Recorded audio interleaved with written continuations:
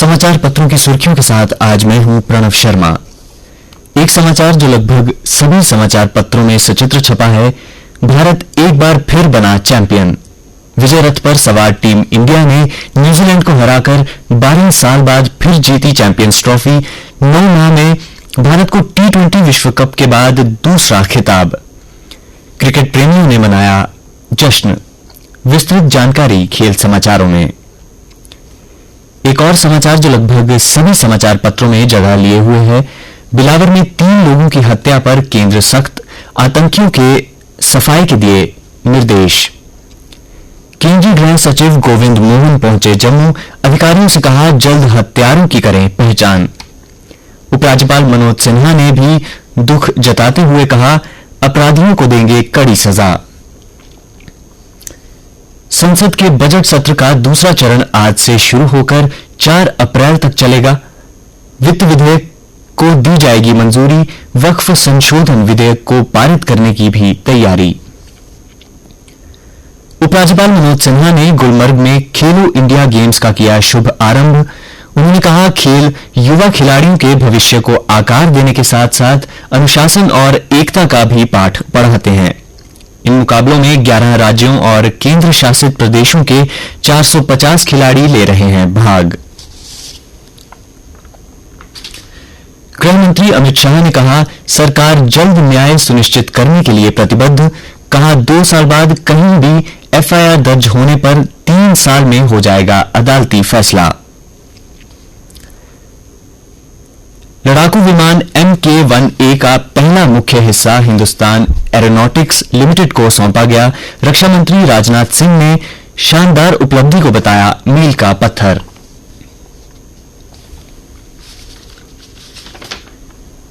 एक अप्रैल से लागू होगा जीएसटी के नए नियम।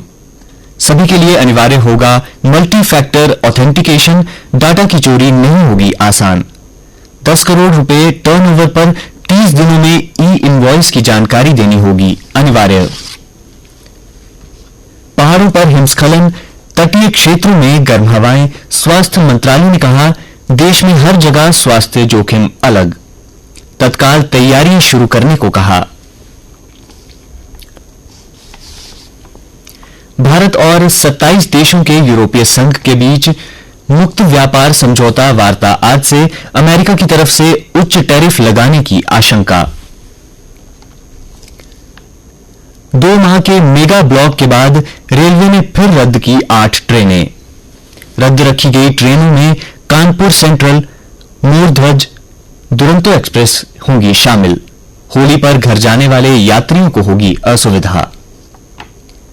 अब निगम रोजाना बनाएगा 9000 किलो बायोगैस। पुराने कचरे के निपटान की भी कवायद शुरू। जीएमसी का 24 घंटे गार्बेज हॉटस्पॉट चैलेंज जारी। आज जहां कूड़े के पहाड़ वहां बनेंगे सुंदर पार्क। 150 किस्मों के फूलों की सुगंध से महका CSIR IIM परिसर। वार्षिक पुष्प प्रदर्शनी और किसान कॉन्क्लेव का समापन। अंतिम दिन बड़ी संख्या में लोगों ने फूलों को निहारा और उत्पाद भी देखे। इस साल दुनिया भर में बढ़ेगा गेहूं उत्पादन। भारत की मदद से धान भी तोड़ेगा रिकॉर्ड। AFAO की रिपोर्ट के मुताबिक 2025 में वैश्विक स्तर पर 79.6 करोड़ टन गेहूं का हो सकता है उत्पादन। और केंद्र को उच्च न्यायालयों में अस्थायी जजों की नियुक्ति के लिए अब तक नहीं मिले नाम। मामला तेजी से निपटाने के लिए सुप्रीम कोर्ट ने दी है अस्थायी जज नियुक्ति करने की मंजूरी। अब अन्य समाचारों के साथ है मेरी सहयोगी सुरेखा। धन्यवाद प्रणव। इंडियन नेट बुक्स और बीपीए फाउंडेशन दिल्ली की ओर से नोएडा में हुए कार्यक्रम में कवित्री, व्यंग्यकार एवं गजलकार डॉक्टर अनिला सिंह को साहित्य विभूषण पुरस्कार से सम्मानित किया गया। उन्होंने इस सम्मान से प्रदेश का नाम रोशन किया। चित्रों में दिखी डुग्गर प्रदेश की संस्कृति। कला केंद्र जम्मू में 10 दिवसीय चित्रकला प्रदर्शनी जारी। बड़ी संख्या में लोगों ने चित्रों को निहारा। प्रदर्शनी के फाइन आर्ट और मॉडर्न आर्ट के 70 कलाकारों द्वारा विभिन्न शैलियों में पेंटिंग्स प्रदर्शित की गईं। बदली सोच, बड़ा बेटियों का मान। लिंगानुपात 976 पहुंचा। आर्थिक सर्वेक्षण के अनुसार सेहत के मोर्चे पर स्वस्थ हो रहा प्रदेश। नवजात मृत्यु दर 9.8 प्रति 1000 पहुंचा। संस्कृति संरक्षण में सहायक होते हैं तवी महोत्सव जैसे आयोजन, कहा केंद्रीय मंत्री गजेंद्र शेखावत ने। डोगरा परिवार ने अमर महल में 50 वर्ष पूरा होने पर समारोह का आयोजन किया। इसमें मुख्य अतिथि के तौर पर केंद्रीय मंत्री गजेंद्र शेखावत पहुंचे और उन्होंने कहा कि मोदी सरकार देश भर में 1 करोड़ से अधिक पांडुलिपियों को संरक्षित करने के लिए प्रतिबद्ध है। जम्मू विश्वविद्यालय के टीचिंग विभाग को 12 से 16 मार्च तक होली का अवकाश। विश्वविद्यालय प्रबंधन ने इस संबंध में आदेश जारी किया। नशे के खिलाफ मैराथन में युवाओं ने लगाई दौड़। युवा राजपूत सभा उधमपुर की तरफ से दौड़ का आयोजन किया गया।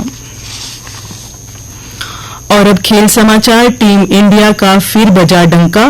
भारतीय टीम की चैंपियंस ट्रॉफी में ऐतिहासिक जीत ने होली से पहले ही देश भर में बिखेरे खुशियों के रंग।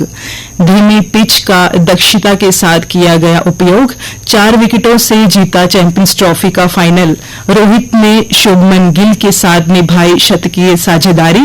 रोहित बने मैन ऑफ द मैच।